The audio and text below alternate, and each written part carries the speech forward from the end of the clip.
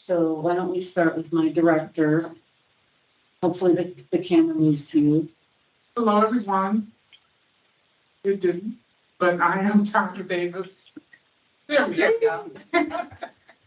I'm the director of OBOC. Welcome in and thank you all for being here today. Hi, everybody. Benji Hayek, DBE Program Engineer. I'm Madalena, I'm the DBE Program Chief OBOC for Wistot. Riley O'Donnell, the Proposal Management Section Chief. Thanks, Riley. Okay, so I'm looking at the screen and I see Lori Green on our team who helps coordinate this meeting. Hello, Lori. Hello. Also on the screen, I see Paul Don. Hello, Paul. Hello, Kathleen Panic, team JPMs. Mike Volker is over there. BPD, I was going to say administrator, but you're the director. The BPD director, and Scott Lowry. But our whole DTSD deputy administrator. And I'm going to look at phone numbers 262-547. Oh, hang on. Got Tim popping on quick. So we'll say hi to Tim at NAMAC as well. And I can see you on the screen. Hello, Tim. Hey, good morning, everyone. Good afternoon, I should say. Okay, thanks for being here. 262-547. Hello. Hey, John Zignagle. Hi, Madalena. Hey, John. Welcome. And 715. Is that you, Larry? That's me. Hello, everybody. Thanks for joining us from JPS. Ann Nishak is here from Arrow Creek. Hello, Ann. Hello. Brent Freeman at Kramer North America. Welcome, Brent. I know he's going to be able to get off mute later because he's talking. So, Sorry. That's okay. Thanks, Madalena. Good afternoon. Thanks for being here. Brian Whip. Yeah, I'm here from Peter. Yep, from Peterson's again. Good to see you. Thanks. Carmen Olson. Hello. I'm not sure if I'm positive where you're joining us from. Market and Johnson. Okay, welcome. Thank you. John Miller at OES. Good afternoon.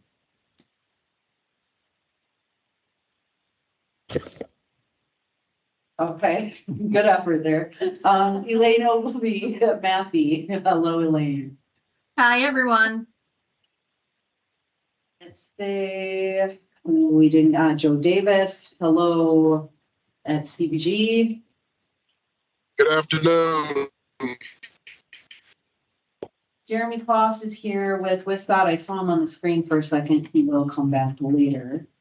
I'm here. Jeremy. Kyle Bell at Integrity. Hello, Kyle. Hi, how's it going? Good, thanks. Thank you for being here. Matt Grove, WTBA. Hello. Hi, everyone. And Mike Nate, also at Kramer North America. Thank you for being here.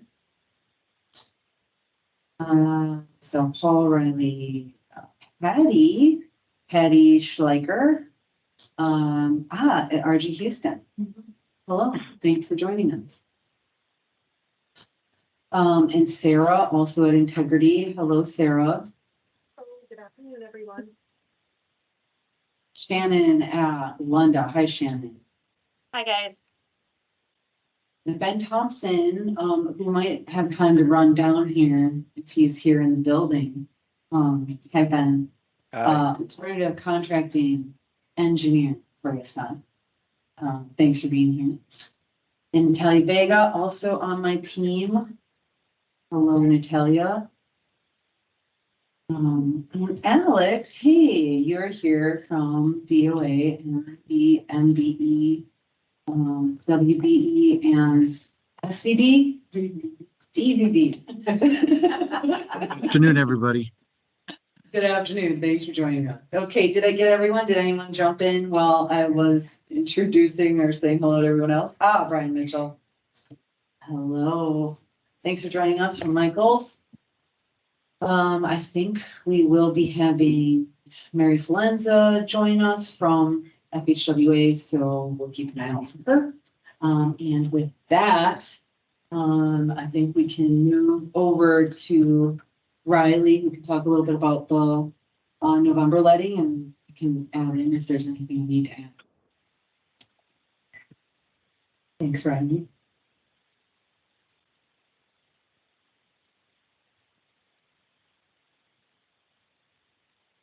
Thanks, Valley. Good afternoon. Yeah, we had the November letting last week. We are just about ready to post our first round of awards for that letting. And should finish up within the next 1 to 2 weeks, hopefully all next week, but it'll be tough, work around the holidays. I'll just repeat what I mentioned at the DBE roundtable a couple of weeks ago.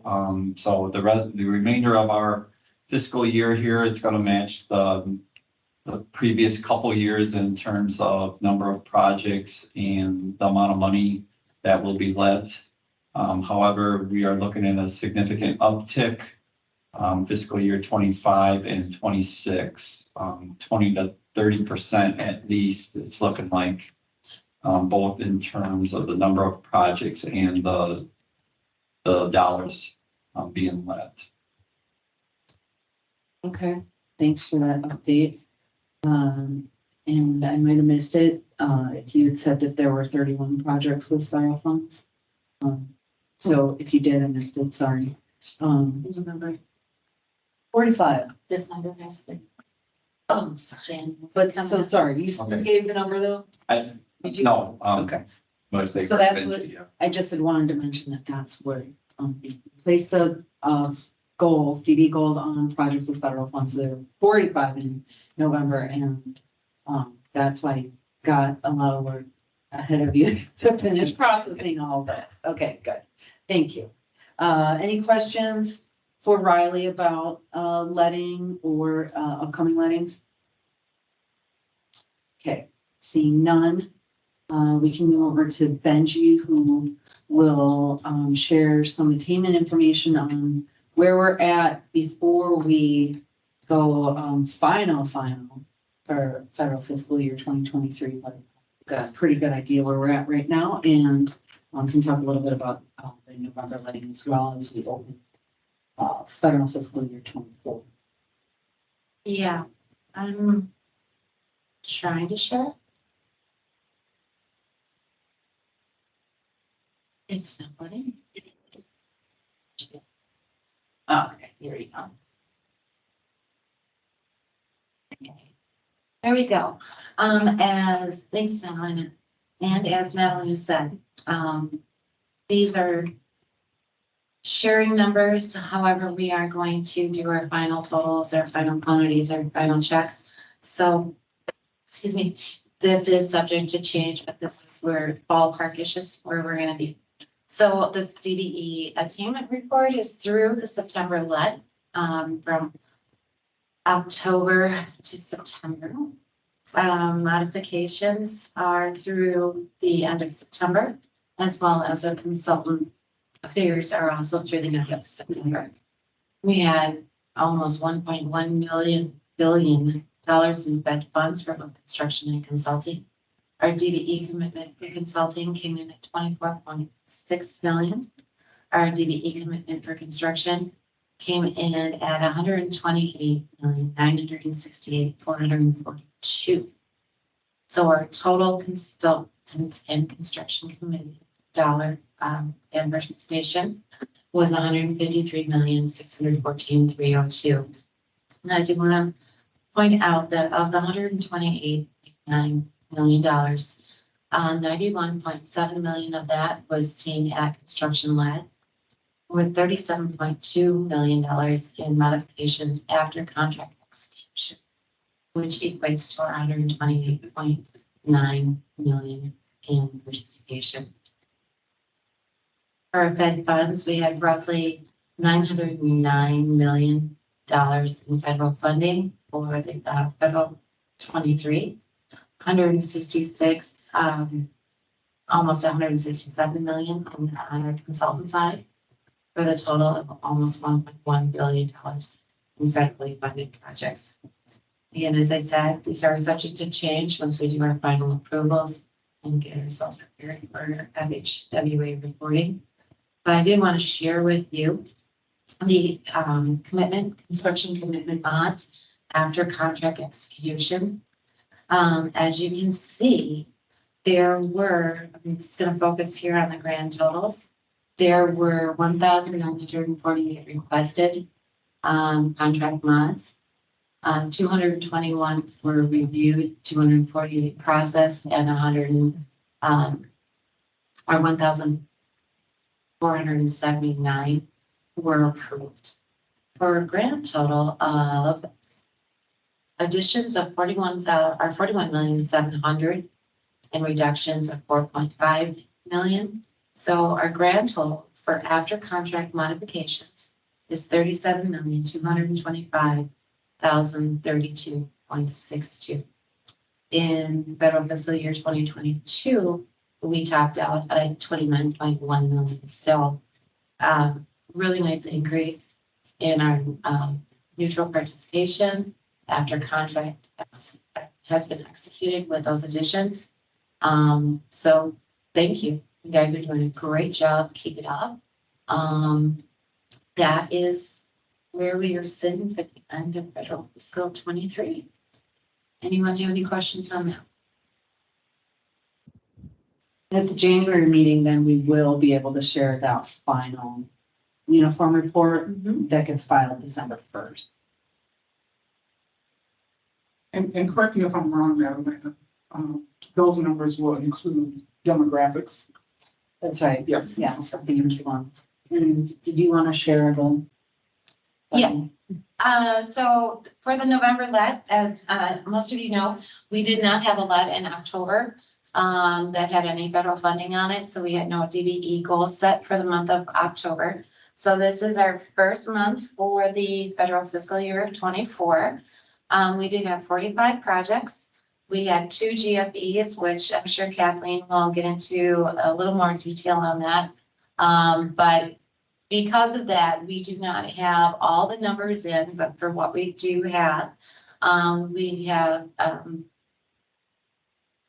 11,769,910 in construction. For consultant, we have $326,811 in DVE participation.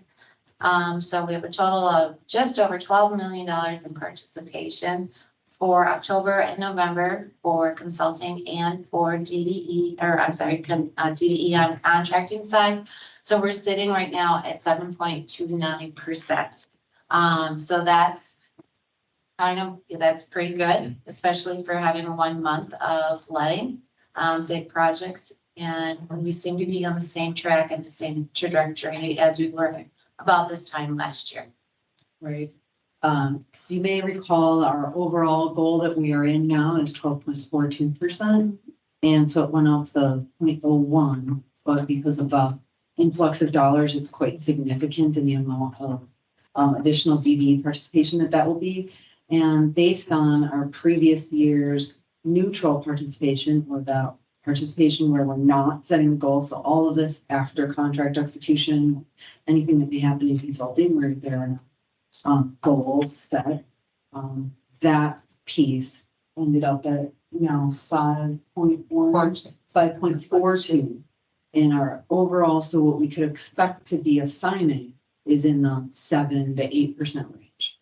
So when you're looking at how we achieve that overall 12.42, we're looking for around 7% of it to come from the goals that we set. So as we move through the year, it will start to grow towards that 12.42 because we'll see the consultant side contracts coming on, getting executed, and also all of the after contract participation. So that's why it sounds, why we're saying we're looking good at 7.29 right now, because we're coming out of the gate and we haven't had a chance to get the neutral participation yet. So on track. Good, thanks, Benji. Any questions? More questions? Okay. Then why don't we move over to Kathleen, who can talk a little bit about where we're at with GFEs. Thanks, Yeah. Kathleen. Yeah, good afternoon, everybody. So as Benji indicated, we had two GFEs. Number 41 in the Northwest region that had a 3% goal. Number 47 in the Southeast region that had a 12% goal. Both of these GFEs are still under review, but we expect a decision this week. And just overall speaking about GFEs with the November let, we had 144 bids. 9 of those bids did include a GFE request. So the two that I've indicated for number 41 and number 47, but we also had 7 GFE requests with non-low bidders. One of those GFE requests was a non-responsive bid. But if you look overall, we are seeing a significant decrease in prime contractors even submitting a GFE request. This is kind of another great indication of prime contractors just really fighting hard to meet that goal at bid time, and only using a GFE request in very specific circumstances. And that's something that we saw last year with federal fiscal year 2023. I included in, I believe it was the November newsletter, that particular percentage. I think it was 90 something, about 93% of the bids that we received did not have a GFE request. So we're kind of continuing to see that great progress again in fiscal year 2024. Great. Kathleen, can you remind us of the drop in GFEs then from the from last year? Because I don't know if at our last meeting, maybe, did we close out because we had a September left, but anyways, I just like Yeah. so Yeah. So I think 23. What about So, right. Federal fiscal year 2022, we had 46 approved GFE requests, and in federal fiscal year 23, we had 8. So that represented an 83% decrease in GFE requests. And, the fact that we ended in single digits for fiscal year 2023 was just a really great accomplishment. And, thank you to all the prime contractors who really made that happen. You really all deserve a round of applause throughout the state. So thank you. Yeah. And oh, sorry, did someone have a Tim? Yep, Go. I'm just gonna ask a quick question, Madalena, if I could. Well, first of all, kudos to the GCs and WSDOT for that dramatic drop in the GFE request. That certainly is, music, I'm sure, to all of our ears. For those that yet remain, well, 2 questions then. Question 1A is, what would you say if there are any markers as to what helped to fuel that kind of precipitous drop in the requests to what they're now being single digits? And then number 2, those that yet remain, was there a typical kind of pattern to them, or were they kind of just random intermittent types of things? No 2 were alike or anything like that with regards to the remaining requests? So to your first question, Tim, I would say the reason why there was such a dramatic drop is that part of the reason why is I had a lot of one-on-one conversations with the prime contractors. So for example, even if a prime contractor was a non-low bidder, but they submitted a GFE request, I used that as an area of opportunity to have a meeting with them. I would go through their GFE and I'd be like, these are some other, areas of opportunity that you want to consider.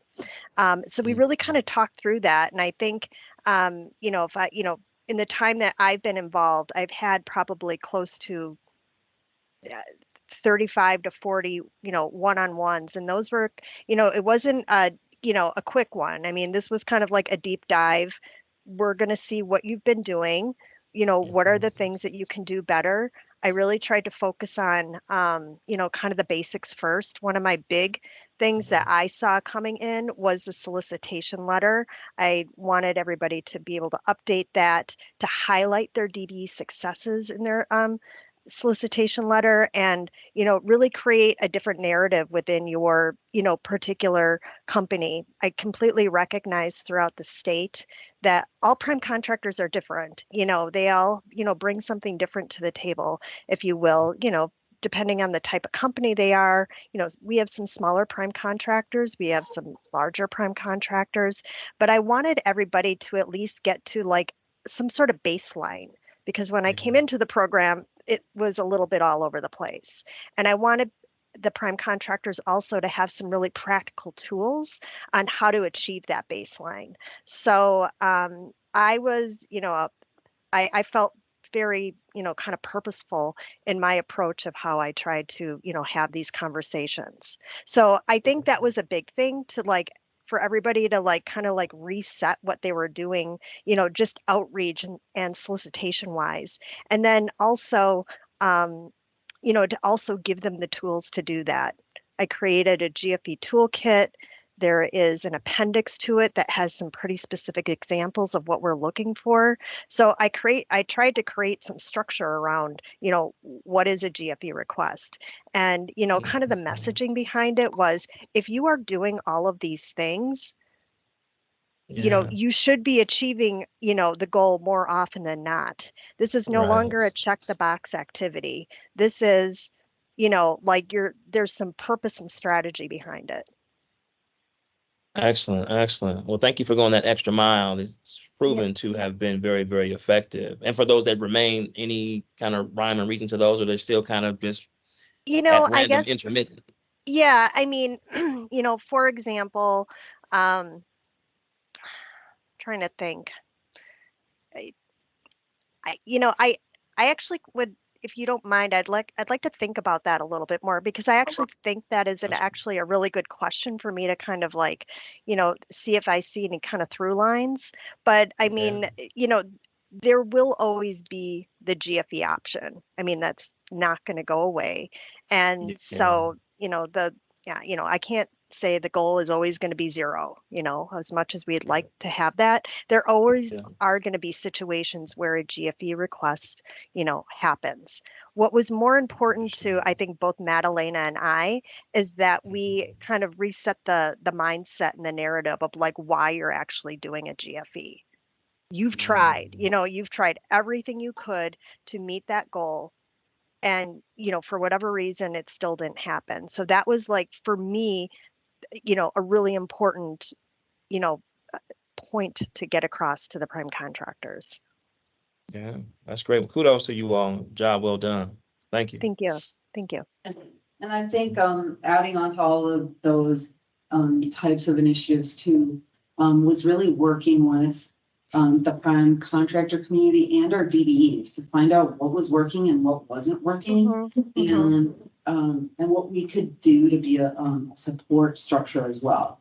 So not only coming in with rules, but trying to humanize the experience overall, right? DBEs are companies that are owned by people. These are firms who are feeding their families, and the reason that we're here is to be getting access to equity in these contracts. So how can you all be a part of that, right? So rather than hit you over the head with the rule, it's yes, there's rules. We have to figure out how to get through these together, and you can be part of building something that helps our entire state. So these are really important initiatives to be involved in. And I feel like that's where we really started to be making that shift and changing the terrain together. So, Joe Davis. Can you hear me? Yes. Okay. So Kathleen, I do have a concern. Just want to put it on your radar. And that is the DBE, which is Sarah Construction. If you didn't know, James Harris passed away, and his certification, he was one of our star DBEs that was actually doing, close to 8 figures on compliance and also participation. How is that going to affect what we do and meeting those goals when you have such a a DBE that had the capacity, worked with prime contractors like MJ to actually meet those goals. And now they're not in the pool anymore. And then who will step in that will have that type of capacity to be able to contribute to the goals that are set, in Southeast region that's going to help us reach those goals statewide. Right. I gonna defer to Madalena on this answer. Kathleen, tell us. Yes, so I mean, I think, and Benji and I were just talking about this yesterday, and where we watched the growth of Sarah, and then, so sad that now here's the situation for him, his family, the business. So we don't know yet what their succession plan is, right? So any contract that would come in moving forward with Sarah, we're not going to give them DBE credit until we've verified if they still remain a DBE in some form, but there's a way that we've got to go through that process, right? So at this point, we figure Sarah is not DBE, so how do we cover the work that they will potentially do in the future? Same question we have for what do we do about our electricians who have moved on and out of the program successfully, or consultant firms that got large and moved on. So that's where we're working together. That's part of what this stakeholder group does, what CBG is doing with us, what NAMEC is doing, right? You're helping us to cultivate more firms who can come in and become DBEs, or existing firms who can expand and potentially do more work than they were previously doing. So it's a building exercise for us, and ultimately we're never not going to be there if the program is going to achieve its goals. What is supposed to happen is that firms don't need us. They move on and they're making space for other firms. And so really we would never be at a time where we're not trying to build until the program is just not needed at all anymore. So we're counting on you, Joe, to be out there bringing us more firms, okay? No, I get it. I mean, it's a good time to have that conversation. I mean, it's not a good time, but from a business standpoint, compliance standpoint, we got to talk about it because it's at the beginning of a federal fiscal year, right? And as partners with Woodstock, we want to make sure that we continue this movement of attaining the goals and compliance and all those other things. But it is from our standpoint, it is a significant punch in the gut when you lose a DBE of that magnitude of capacity in this particular manner. Not so much when they graduate from it, but when you didn't see it coming. So anything that we can do, I mean, we'll continue to try to identify those DBEs who could actually scale up and get them in your pipeline. But there is going to be, unfortunately, there's going to be some growing pains for somebody to go, from maybe a couple of 100,000 all the way up to, 10 million in annual growth. So just figured I'd raise that at this particular meeting, and maybe what we can do is just monitor it and pay attention to it, because he wasn't, from the other side of it is that, James had so much experience in this particular space that nobody can scale up what it took him almost 20 years to actually accomplish. So I'm taking that time to not only honor him but also say that there is a concern who's that next DBE is going to have that capacity to fill that gap. Well, I have high hopes for Tyrone over at Big, and I know John Zignato is working with him, and John, we can put a little extra pressure on you. Get Tyrone ready, all right? He's not ready, but I think that's just the timestamp for today. I mean, we were working with Tyrone trying to get quotes out of the November letting. Tyrone's only been in business for 2 years. It's, for those that don't know Tyrone Johnson, it's Brothers Infrastructure Group, often referred to as BIG. He goes by that acronym too. Tyrone has, I would say there's a lot of similarities. If you met Mr. Harris, James Harris and Tyrone, I would say you would meet, there's a lot of similarities. The two are actually good friends. Tyrone's business is only 2 years old, but like James, he does have that wealth of experience. He's not new to DOT work. He worked as in the field, and then he also worked as a county inspector for Milwaukee County, and then he went to University of Wisconsin-Milwaukee to get a civil engineering degree. So I'm glad you brought him up, because since I'm mentoring him, I'm hopeful that he's going to be able to fill that niche in the market. Unfortunately, with Sarah's passing or James's passing, there is a market opening, which is and actually I've talked to Tyrone about when James was arrived, about, you know, him and James had a good relationship, and actually James was doing some mentoring with Tyrone, and James had he said, hey, there's enough work out here for both of us. And it was just an awesome response, you know, for someone else that was entering his market. And he actually helped Tyrone. He actually was doing some mentoring with Tyrone. And I think, I don't want to make any promises for, you know, Tyrone and how his business is going to go, but I really am hopeful that Big is going to be able to fill that niche in the market. And for those that don't know Tyrone, he's a very knowledgeable guy. He's very, very genuine person. You know, I hope that we're going to be pushing out he's going to be able to get some quotes out there, all these primes in December. I'm hopeful that he's going to be able to fill a big part of that market. Again, Brothers Infrastructure Group here is a very similar business model in their early days here to Sarah, where we're talking about sewer work and flat top concrete work on top of the sewer work, and a little bit of concrete work on the ancillary end with the curb and gutter and sidewalk. So if you know Sarah's business model, it was very similar to that, which I think it really is an opportunity. And I hate to word it like that someone's passing is an opportunity. I feel terrible wording like that, but it's just the reality of it. Unfortunately, his passing does present opportunities to Tyrone. There was opportunities before his passing, but now there's probably even more so. Is Tyrone ready today to take on this work in 2024? No. But I want to assure everyone that Tyrone knows that. There's a reason he didn't send out his quotes in the November letting. He wasn't ready. He's not one. I've mentored another DB before, and the guy was so go-hun, and he wanted to jump into the water without his waders on. Tyrone is very thorough. He's not going to take on work that he isn't comfortable that he can fulfill, which I think everyone on this phone call appreciates. So is he ready in 2024? Probably to take a piece of it.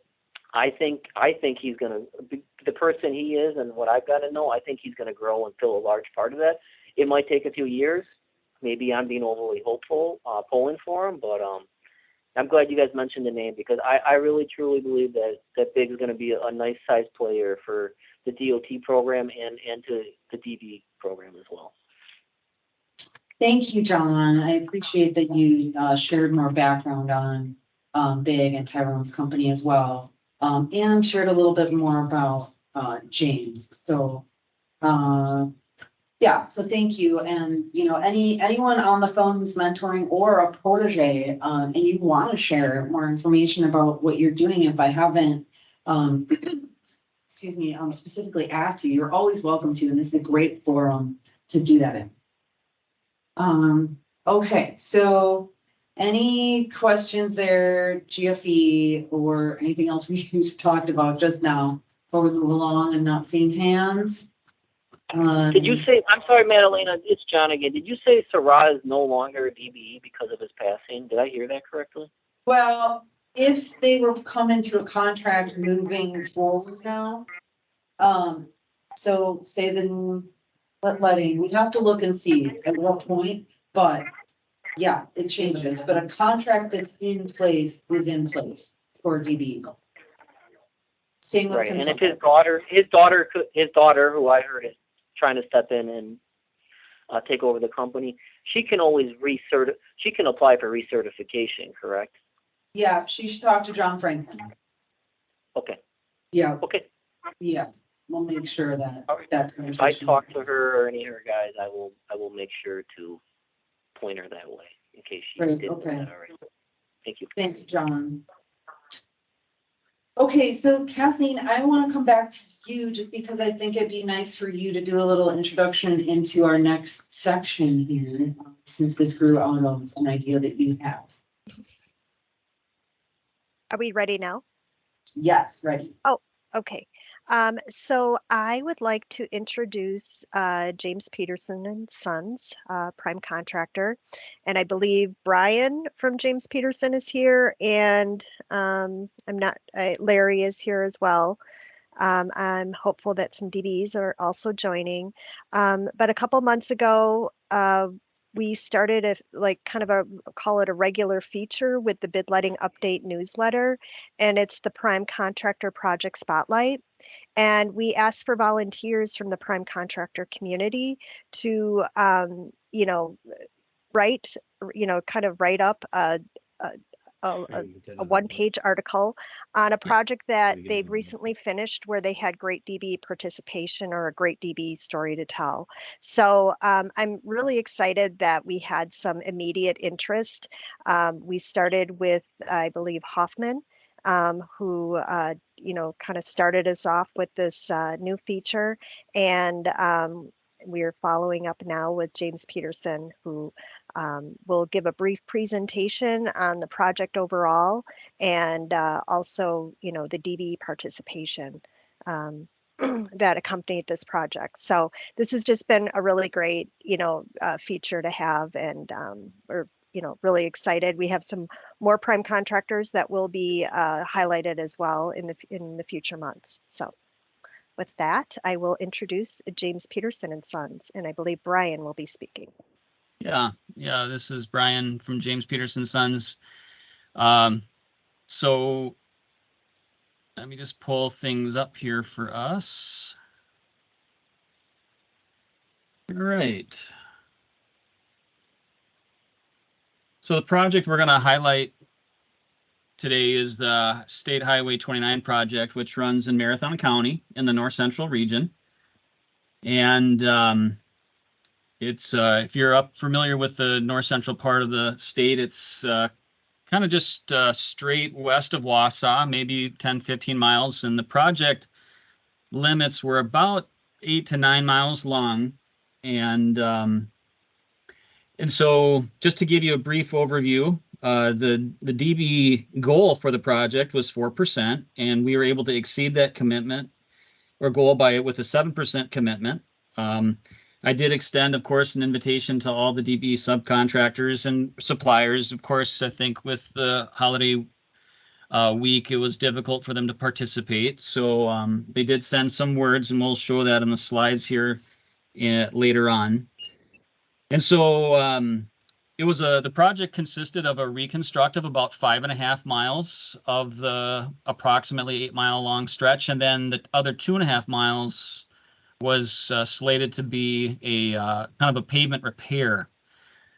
But towards the beginning of May, it was realized by everybody involved that the pavement repair areas were in such disrepair that the project staff decided to do a change order, which would basically turn that part of the project into a reconstruct. So the project went from a 5.5 mile reconstruct to a little over an 8 mile reconstruct. And so that significantly changed the scope of the project.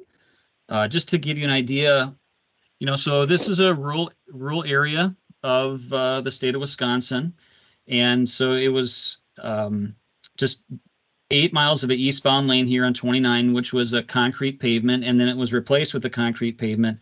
But probably the significant portion of the project was that it was a significant subgrade improvement, which included with significant use of fabric and recycled materials. And so I'll just use some of these pictures. So this is a picture of our recycling site. And so what we did was we recycled all of the concrete pavements, and including the base course that was an asphalt and base course that had engineering properties.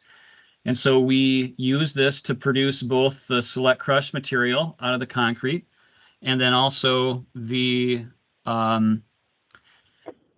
the asphalt and gravel, we made base course material out of that project. And this used to be a farm, or this is a farm field, but we transformed it. We rented the portion of the field from the farmer and used this as our crushing site. So here's a picture of the subgrade improvement. CT Trucking is a DBE trucking firm that we used, and they had a substantial part in our project. And the fabric that you see there, it's SAS fabric that was supplied by Hyder and Bod, another DBE participant and a supplier. And so this kind of shows just a portion of the improvements that were done with the subgrade, with the fabric, and then with the 16 inches of Select Crushed, which we recycled the concrete base out of. Here's another image that shows the existing road in the distance, but then the subgrade improvement after the excavation taking place. And yeah, we did this for 8.5 miles throughout this summer. It was a very good project for us, and it worked out really well. Here's a picture of Arbor Green operator doing some landscaping. Of course, a DBE subcontractor. They did all of the erosion control and beam guard and other incidental items like that throughout the project. Here's also, here's also some workers of them putting together some EMAT after some seeding. We were able to finish the project in time before the winter weather showing up here, and the pavement is looking fantastic, and it's of course in use by the traveling public right now. So like I had mentioned earlier, we did send out a request for DBE participants to join us today, but they weren't able to because of the holiday week. But this was something Dean put together from Hyder and Bod. He wrote, "It's always a pleasure to work with James Peterson Sons." He wrote, "You have the friendliest and most helpful people in the road building business. I appreciate every opportunity to get to work with James Peterson Sons." We appreciate Dean and Hyder and Bod. We use them often, and we're very thankful for him. So that is the that's kind of the scope of the project, what happened. And like I say, we finished up here in this past month, and everything worked out really well. And we were glad to do this, and we're very thankful for the DBE subcontractors and suppliers who helped us in this project. So is there anything else you'd like to know about the project or about our work with the suppliers or subcontractors?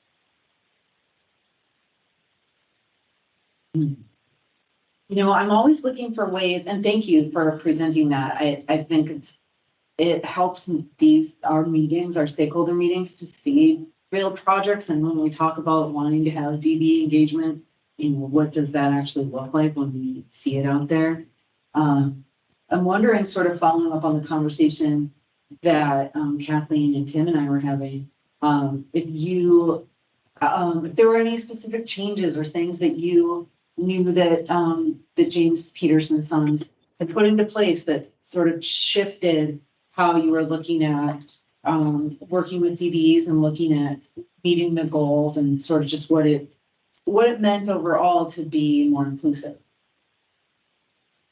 Maybe Larry wants to weigh in too. Yeah, and Larry, if you have any thoughts, please join in too. I think just to answer that question, Madalena, and a couple things, you know, there's a commitment on the Peterson family's part and our part as a company to participate and meet the goals of the project and of the DBE program. And so I think the commitment makes a big factor in that. And I also think the developing of the relationships, as I'd mentioned in my little presentation, we use Hyder and Bod in many of the projects that we do throughout the summer. And so when you develop these relationships with DBE suppliers and subcontractors, oftentimes they might be the very first call we make, you know, when we have a need. And so those relationships that are developed is a significant factor in our partnership with others. Great, thank you. Can I just add in, Madeline, just another quick question? And thanks for that, Brian, the information. That was great. Looks like you all had some pretty good success, even exceeding the initial goal. When you talk about relationships, that's good to hear also that, some of the DBEs are some of the first folks that you call on as you move from project to project. Anecdotally, some of the things that we hear is that, well, hey, if I get in on a particular project and I, do pretty decent work, the, Prime hasn't told me otherwise. When they do other work, I don't necessarily get the call back. And so when you talk about relationship building, what are some of the keys to, one, get your foot in the door, and how do you grow and, dare I say, fertilize, said relationship so that you are a preferred supplier and or subcontractors? You're building your capacity and portfolio with the primes. What would you recommend DBEs do to help to have as best of an experience relationship wise and growing that wise as possible? Yeah. Well, I mean, I think honestly, do good work. If I can be frank, we haven't always had success, and it's not just a DBE, subcontractor, supplier, regardless, whoever it might be. If you do poor work, if you're bad communicating, you're not going to get called by Peterson's. And so one of the reasons why we're happy to work with so many of these DBE suppliers and subcontractors is because they do good work, and they are reliable and dependable. And because of that, we're happy to use them. And so the first thing would be is do good work, and you'll get called back. And the second thing would be is I appreciate people who continually communicate well with me. Again, regardless of whether they're a DBE subcontractor or not, if my calls aren't being returned, if my calls are being ignored, I have to keep on calling and chase people down. Well, I'm just going to stop doing that. And so when subcontractors or suppliers are good at communicating and following up with emails and things like that, that helps obviously the relationship and the work that we're partnering to do together. Excellent. I appreciate that feedback. And this is Larry, and I'll just follow up one thing with Brian too on that. Not only performing the work in the field, but when the work is performed, and we all know there's certifications and paperwork that's got to get done along with performing the work in the field. And if you're hounding somebody 6 months after the project to get a cert, that gets old also. So it also is upfront paperwork and on time. Got it. Do good work, communicate well, and be thorough and prompt in all communication. Yes. Excellent. Thank you. Thanks, Tim. Thank you, Larry and Brian. Yeah, you're very welcome.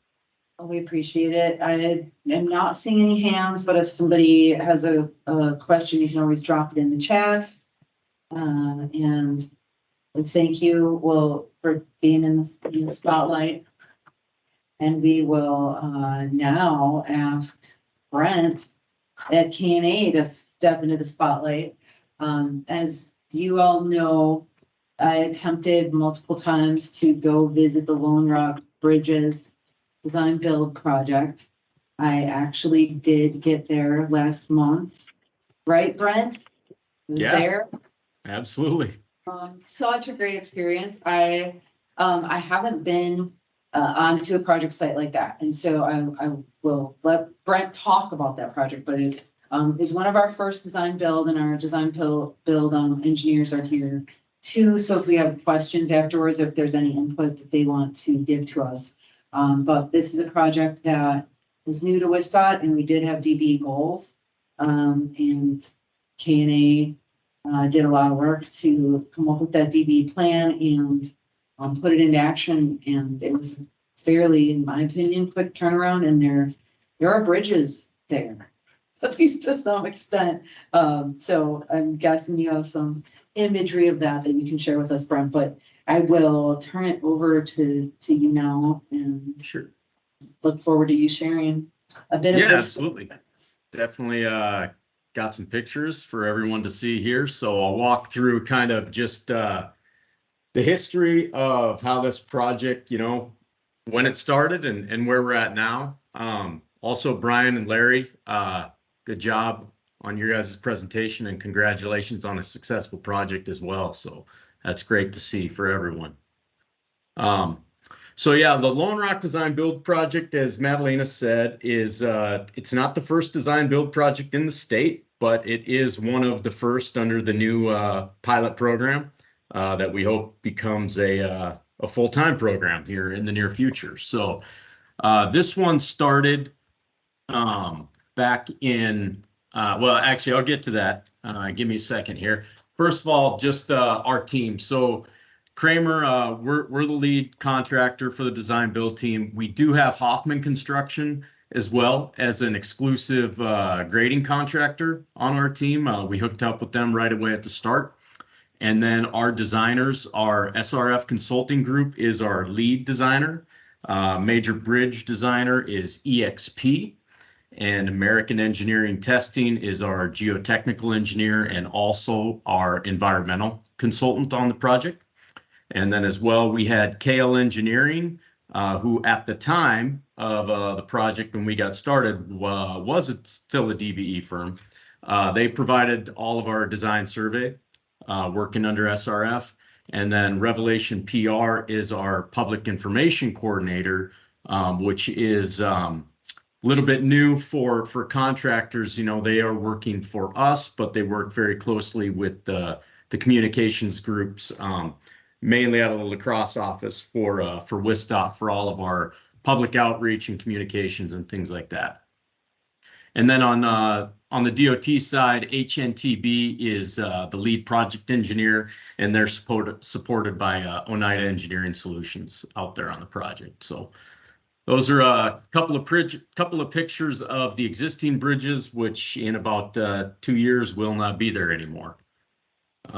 So part of the project is new roadway realignment, and 2 new bridges are replacing the 3 existing bridges that are out there now. And they're basically older, outdated truss bridges. If you've ever driven on State Highway 133 going north to south, that middle bridge is pretty scary for some folks. There's 20 feet between the 2 rub rails. So it's, I think a lot of people are going to be excited to see the new bridges in place, but it's probably a little bit bittersweet because they're going to be sad to see these old iconic bridges no longer be out there anymore. But then also you can see right at the end, those stop signs, that is heading south, right at the south bridge. And there's a rock bluff right there at that intersection. It's pretty dangerous. There's been a lot of accidents. So the relocation or the realignment of the alignment of the highway, it's shifted further to the west, and now the intersection actually ends in more of like a natural depression between 2 rock bluffs. So it's going to be much safer, and it's going to eliminate any sort of a rock wall there right at the end of the intersection if you're heading south. So anyway, backing up, I was getting into the timing of the project. RFQs from the DOT actually went out in the fall of 2021, and 2 contractors, or 2 design build teams, were shortlisted to go on to the RFP phase. We were one of them. The Ames team was the other one. And that advertisement came out in February of 2022 with proposals due May 12th of 2022. And then results were posted in June. And we took off right away, getting going with the DOT on some kickoff meetings and getting things started out there so we could hit the ground running with design. And we broke ground just after Thanksgiving of last year with site clearing and getting things going out there. And then we started shortly after Christmas with getting our causeways installed in the river and things like that. And we've been working on our bridge substructures.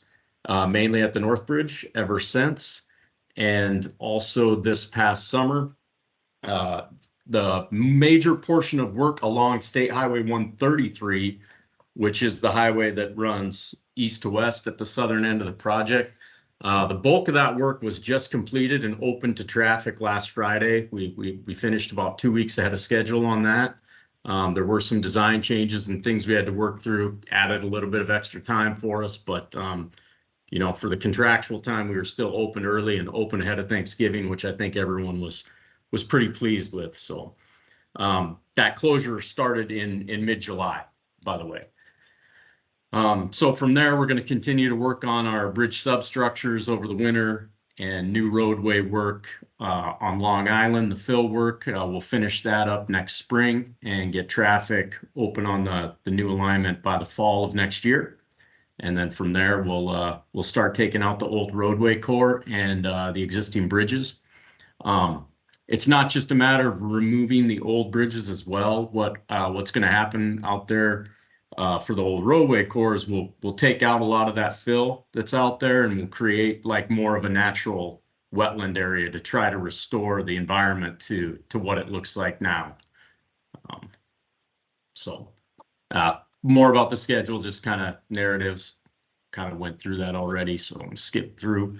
Again, the project limits, so I'll get to some pictures here so everyone can kind of see what's going on, but if you can see, so this is that State Highway 133 that I was talking about. This is the existing alignment right here. Our new roadway work pretty much starts right at the alignment and then works its way west to a big hill up here. And then this is our new alignment right here. So anyway, the bulk of that roadway work is done. It's not all done, but it's substantially complete enough to where we have it open to traffic now. And then we'll finish out the finishing touches on roadway barriers and things like that throughout the winter and finish out the intersection next spring after we set girders on the South Bridge. Again, just kind of a higher look here again. Just so everyone knows, so the two bridges here, when I say South Bridge, it's this one over the main channel of the river. That is a 6-span bridge with 72W girders. During the design build or during the proposal phase, working with Wisconsin DOT through the alternate technical concept process, which is part of the design build process for some people that may not know, you know, how this procurement method works. We get together, we work with the DOT to modify some of the language in the RFP and what's allowed in design and for us to construct. So when we turn in our proposal, we're giving the DOT the best product for the best price that we can at bid time. So originally that South Bridge was slated to be a 7-span bridge. We played around with the pier alignment and shortened up, moved the north abutment a little bit to the south. We were able to get that cleared through the DNR as well, working through the environmental process. So we were able to make that a 6-span bridge. Then up at the North Bridge, that North Bridge was originally slated to be an 11-span bridge with 45W girders. And we changed that to an 8-span bridge with 72W girders. So major savings there on dropping the number of piers out of the project. And then with that, we also changed the design of the piers. And again, this all happened during the proposal phase, working with Bureau of Structures and the WISDOT team to present our ATCs. So this bridge or this pier here, this was what it was in the RID documents or the RFP documents. And this is actually very similar. If anyone is familiar with the Highway 14 bridge heading east out of Spring Green, this is what those piers look like underneath on that bridge. So the Lower Wisconsin State Riverway Board wanted something to kind of look similar to that. And we thought it's just a lot of concrete and a lot of rebar. And for us, it's that means bigger cofferdams, bigger footings, right? And it all adds up dollars really very quickly. So We worked with the DOT, who also presented these during the procurement period to the Lower Wisconsin State River Board, and we got acceptance to modify the piers. So we ended up going with more of a traditional hammerhead style pier, but you can see it kind of keeps some of the visual characteristics. But for what we think, it's a lot less like visually obtrusive if you're on the river there. So these are the piers we're constructing, and I got some pictures later to show what's at the North Bridge. But you know, we estimate that per pier, we think it was probably about $100,000 savings, and that was transferred directly into the number that we gave in our proposal. So that's savings that's witnessed by the DOT, or that's savings that is captured and passed on to the DOT in our proposal, right? So it's not anything, it's not money we saved after the fact. That was in the number, and that's a part of the design build process. So just another picture of kind of what those piers might look like in the river, artist rendering. Again, the project plans, this is kind of with the staging overview. This is the State Highway 133 work, again, substantially complete. Our North Bridge, you'll see in some pictures later, we've actually started to pour decks on that. We've got 3 out of our 4 deck pours done, and we'll be hoping to wrap that up early in the spring. And then that'll actually be our access for delivering the girders to the South Bridge that'll get erected next spring. So just a little bit about kind of the differences in the solicitation process with, you know, making sure that we solicited enough, you know, all the DBE firms and could meet the 5% goal at bid time. The project had a 5% goal. It's one of those things in design build. Everything is concept base, right? So we have a concept of what our design is going to look like that we share with our DBEs to get pricing on, actually with all of our subs and our suppliers. But things still change from the time you turn in your bid until you actually go and construct it, right? So we worked with a number of our committed to DBEs and some DBEs after the fact to update and continually get pricing on the scope of work that would be put in place or materials that got bought out with the DBEs as the project moved on. So it makes it a little bit more of a challenge, I would say, on our end, right? To make sure that we don't over commit at bid time, but we also want it to be realistic, right? Like we know we have this much money that we're going to spend on these certain scopes of work, right? And we want to commit to doing that through DBEs. So it's something that, again, we just had to work through, and, you know, being that it's a new process to Wisconsin, I think many firms, some were familiar with it, some were not. So we tried to have as many conversations as we could, make sure that we were open to any discussions that any firms wanted to have with us, and make sure we satisfied that goal. So as we did, so our as bid contract amount was $36,937,137. The goal was 5%. We committed to basically 5.15% at bid time. Currently, we're sitting at about 5.8% is our projection with the firms that we're using right now for DBEs. That's got our most recent analysis. Like I said, we've had some design changes, some ups and downs. So we've actually, through Arbor Green, some of their work was reduced based on a change that we did on State Highway 133. We changed out the guardrail to concrete barrier in front of the rock cuts for more added safety measure. So that reduced some of their value, but at the same time, Kramer, we also hired Modern Crane Service to help us with girder erection. So it's kind of offsetting there. So again, things are fluid on this project.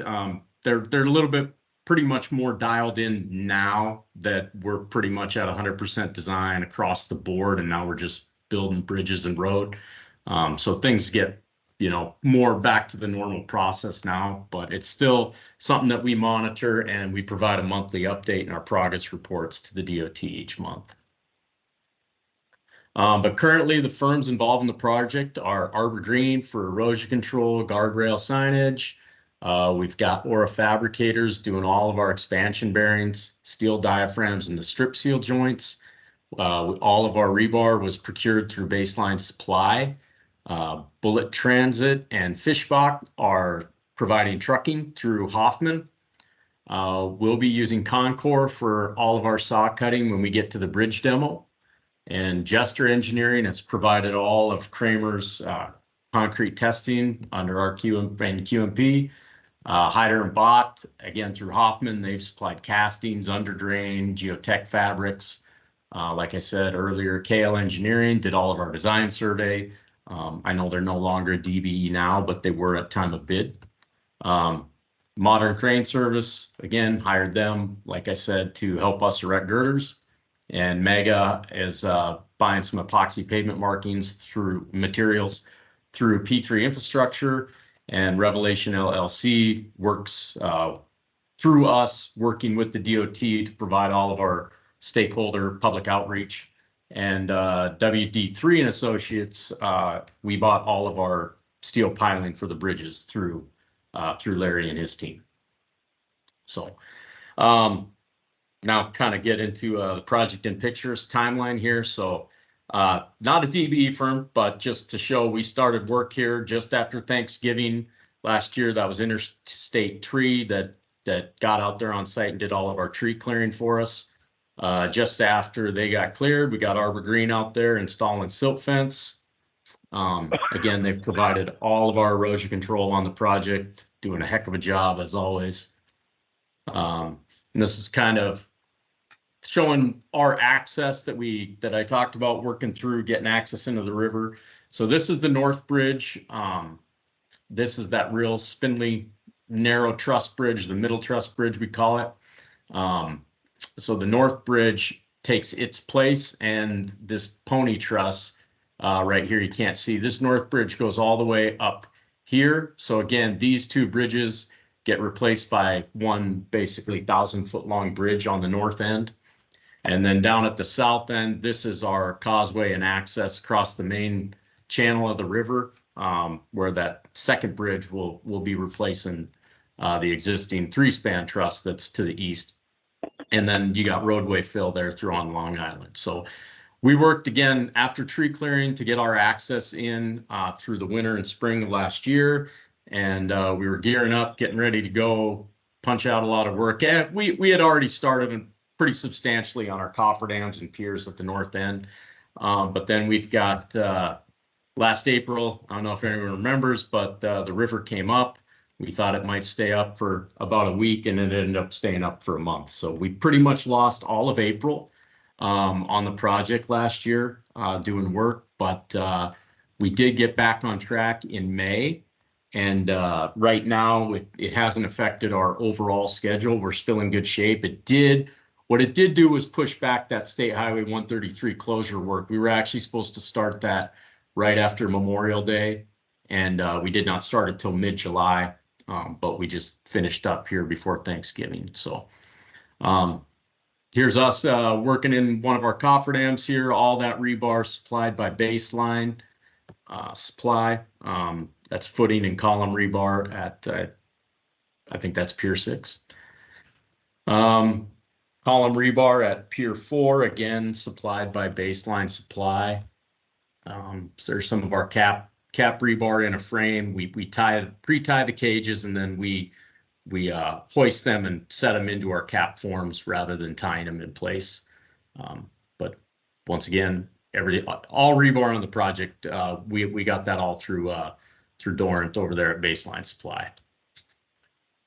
So at the south bridge, the south abutment, I just wanted to bring, yep. Did someone have a question? Okay. Nope. I just wanted to show this. So this is our south abutment of the south bridge. This is, at least for me, probably the most challenging piece of substructure that I've ever been a part of building. We had 3 stages of temp shoring to get the temp shoring in there, to get tiebacks in place before we could drive any of the piles.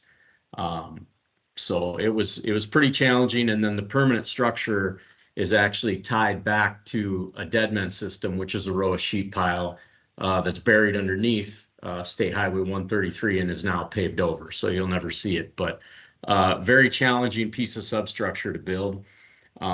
All of the piling that you see there, we procured that through WD3, Larry Whitaker.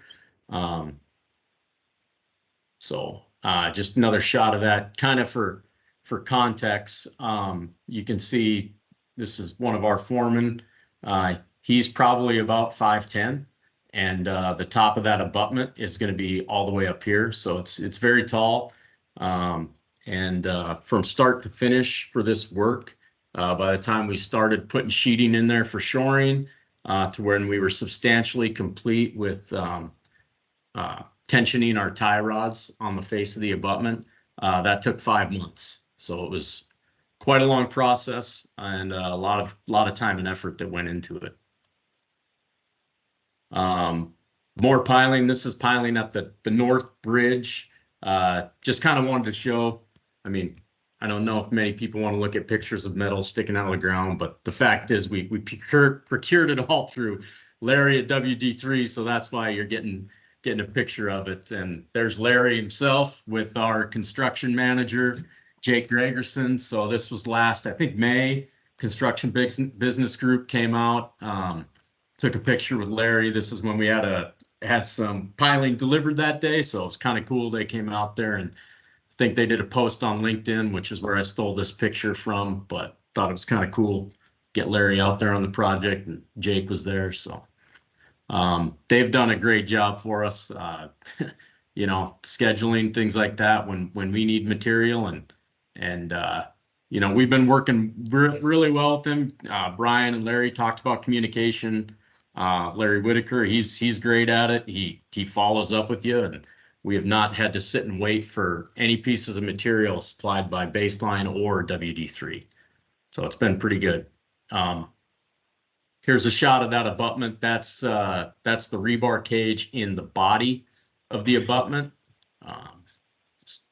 Kind of shows you all the work and effort that these guys go through on a daily basis, putting the work in place that, you know, we all drive over, and a lot of time and effort there. So my hat's off to all the men and women that construct these projects. So here's a shot, again, Modern Crane.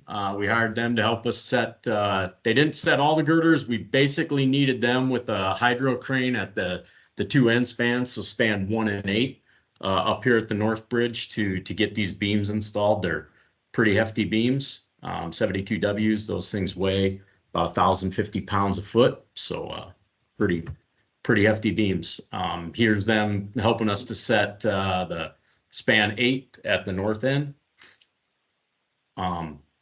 Those are diaphragms that were fabricated by Aura fabricators, and those are now up and installed on this same bridge. This is the North Bridge. They also supplied our expansion bearings here underneath those girders at Pier 4. And some more deck rebar supplied for us by Baseline, and that's now covered up with concrete. Concrete testing, kind of tough to tell, but that's Gestra right there. We got some DOT inspectors and the rest of us out here walking around. You know how things get on a bridge deck pour, everyone. A lot of people walking around on those days. So then work on State Highway 133. So I talked a little bit about this, just kind of wanted to show an aerial shot. So that whole roadway that was there, it got entirely ripped up. It's been widened out. It's moved to the south. Here at the abutment, it's a much safer intersection now. There's a bypass lane if you're heading east, and then if you're heading west, there's actually a turn lane to turn north. So the 2 lanes going through this intersection are now through lanes, so much safer. Yeah, just working through that. all that fill, all the excavation coming out of that roadway is being hauled, a lot of it by Fishbach and Bullet Transit. And it's all hauled here to Long Island. This is all new roadway fill between the North Bridge up here and the South Bridge. And there's a picture of Fishbach truck hauling for Hoffman, all that excavation. And then up at the north end too, we have a staged excavation up there. There was a big kind of hill, this knob. This is all gone basically up at the north end. So our new roadway comes through here. But this is a staged excavation site up here. So Hoffman is taking some of this cut down, using it for fill on Long Island. And then at the end of the project, when we go to take out the old roadway fill, they'll put some of this back and grade it back out again.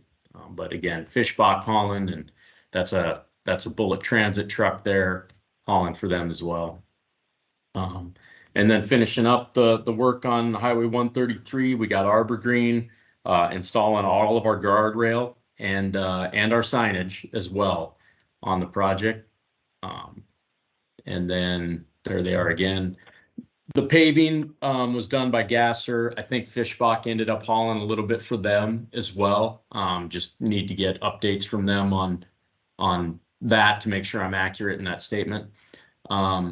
Some of that barrier I said it was changed out.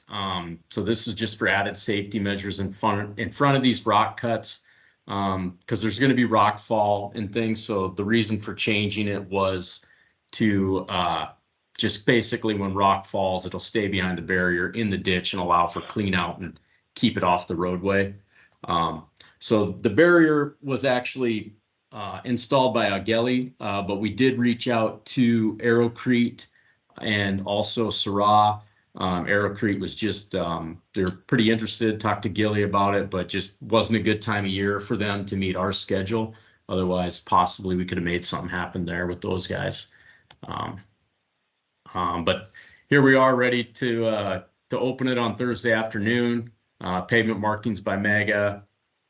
Again, traffic control by Mega out here on the project. And like I said, paving by Gasser, but all this guardrail and signage was all completed by Arbor Green. And that was a picture of the opening there last Friday.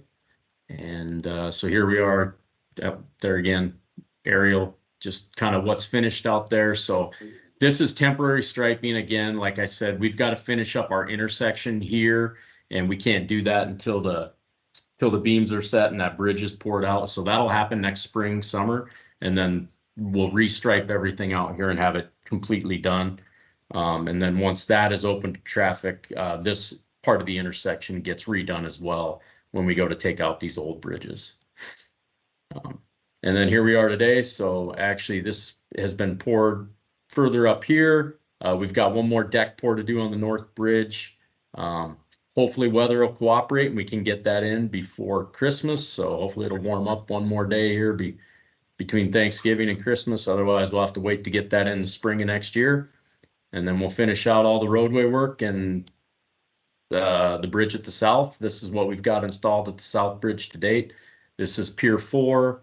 This is Pier 5, and here's that abutment. So we're going to be working on that substructure through the winter and into the spring.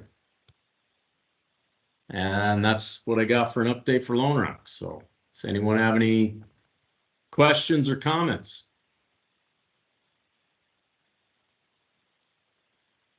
Thank you so much, Brent. I'm so impressed with this project, and I know you all thought I was kind of funny asking my questions in the check-in meeting, because I didn't realize things like, wow, you might have to take out a median in Middleton to move a girder to get to this project. Like, it's the amount of thinking that went into this is pretty intense and all the work. So thanks for letting me be a part of that too. And I was wondering, because Christine is here and so is Ben. And so I wondered if either of you wanted to say anything about this project as our alternative contracting engineers on this work.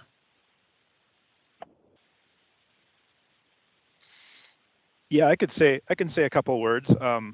So this was the first one that actually got, the first design build project that actually got let, got to a point where we had a proposal and we had people doing work. The second one actually was a lot smaller, and that's finished up now. So they got a little bit ahead of us on that. But this project has been going, we've faced some challenges with it, but boy, the way that the team's been working out there, Kramer and our DOT people and our project leader from HNTB, they've all just been amazing. And I think it's going as well as it could go. And it's really neat to see, some of these design changes that they made and savings that they found, and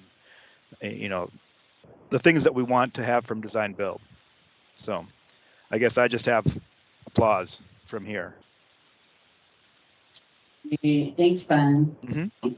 I don't know if any of the DBs you mentioned are actually on the call, Brent. I was trying to scan through quick, and I don't think so.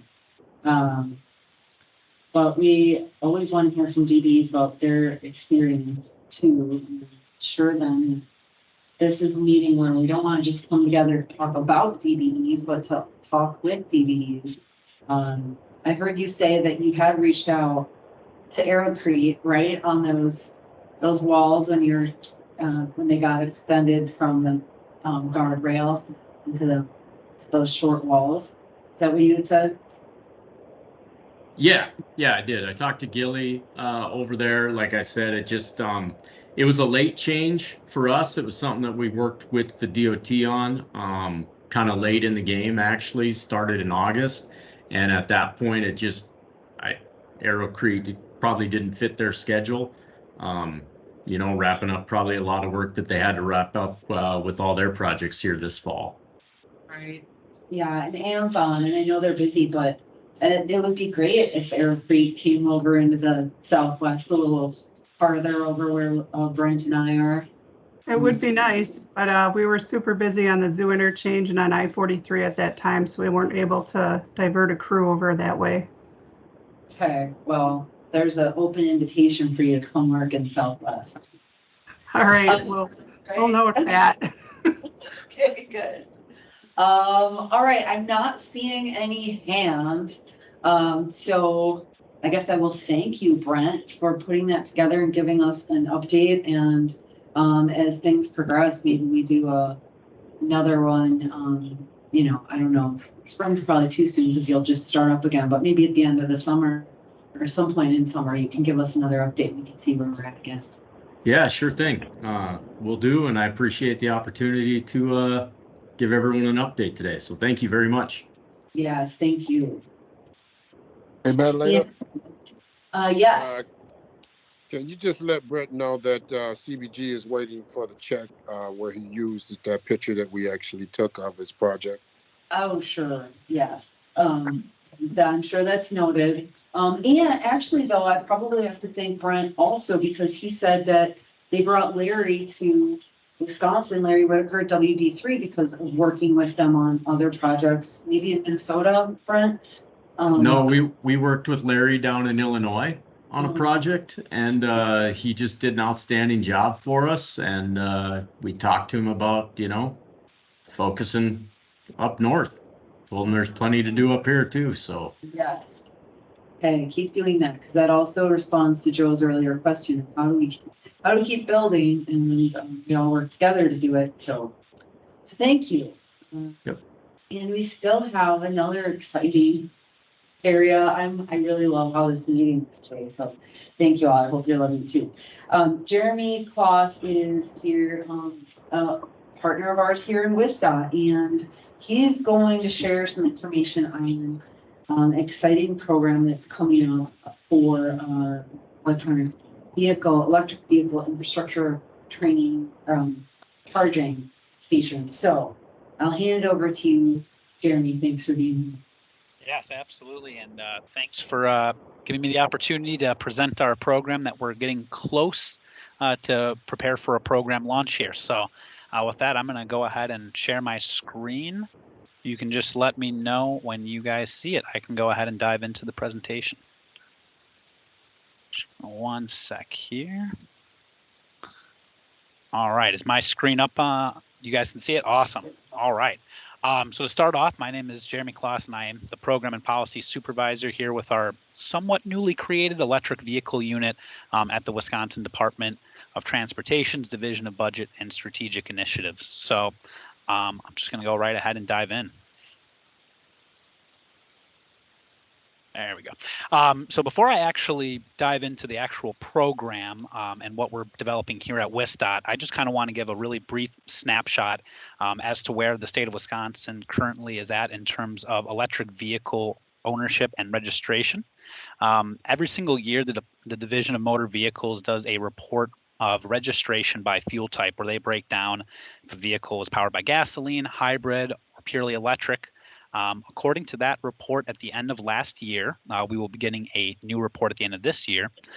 We have a slightly under 14,000 registered fully electric vehicles here in the state of Wisconsin. And as you can see, looking at the trend from previous years, that number is growing, and that growth is kind of starting to accelerate a little bit, especially in the past 2 years. But I think it's really important to emphasize that that 13,893 number is a rather, I wouldn't even say small, I would say microscopic percentage in terms of our overall fleet here in the state of Wisconsin. In fact, that 13,893 number is less than 0.1% of our total registered vehicles here in Wisconsin. And it's important to note that although we're seeing that growth in electric vehicle registration and ownership, it has not been a equal growth across our state. We are seeing primarily in the kind of wealthier counties in our state, primarily Dane County and the Milwaukee suburbs, we are seeing that growth is happening much more at an accelerated path than what we're seeing in the rural parts of our state. In fact, you go up north in Wisconsin, you start to look at some of those rural counties. Some don't even record a double-digit registration number for electric vehicles. Most of them are actually still at single digits. So that's why our program here, the Wisconsin Electric Vehicle Infrastructure Program, is going to be so crucial, because it is going to help develop a system and a network for electric vehicle charging across the state of Wisconsin. So with that introduction, I'll go ahead and talk a little bit about the funding sources for our program and other funding sources for electric vehicle charging infrastructure that is in the bipartisan infrastructure law. At the top, you will see that there is a $5 billion funding source for electric vehicle charging infrastructure that comes from the bipartisan infrastructure law that is meant specifically for the National Electric Vehicle Infrastructure Formula Program. And under that funding source, Wisconsin is slated to receive slightly over $78 million to be able to build out this charging system network here in the state of Wisconsin. It's also important to emphasize for that charging system network that there are very specific requirements that go into being able to be eligible to receive funding under that national program. And WisDOT intends to deliver that funds through a grant application program, which is kind of a little bit different than most of the programs that are structured here in the department. So that national program is what we're really focused here on implementing at Wisconsin DOT, but there are additional funding sources out there. I point to the Community Charging Grant Program as a great opportunity for local governments to be able to apply for this electric vehicle charging infrastructure dollars that are not as strict of requirements that we see in the National Electric Vehicle Infrastructure Program, because the national program, the one that we're focused on implementing, has very specific requirements, tend to be costlier projects, and also have to prioritize being built along alternate fuel corridors here in the state of Wisconsin. And if some here in the audience aren't really too sure what an alternate fuel corridor is or where they are located in the state of Wisconsin, don't worry, in another slide, I will kind of show for the program where those alternate fuel corridors are designated. So that's the funding that makes up the program and other electric vehicle charging infrastructure. In terms of how the program that we're developing and how that is intended to look. So I think that the really important starting point is that the Wisconsin Department of Transportation does not intend to own or operating any of these charging stations. We are delivering the federal funds in the form of a grant and contracting with private businesses so that they will be able to build charging stations at the selected venue that they apply for the funds for. We have a final federal regulation. It is 23 CFR Part 680, and that regulation really dictates all the requirements that an applicant will have to follow to be able to receive those program funds.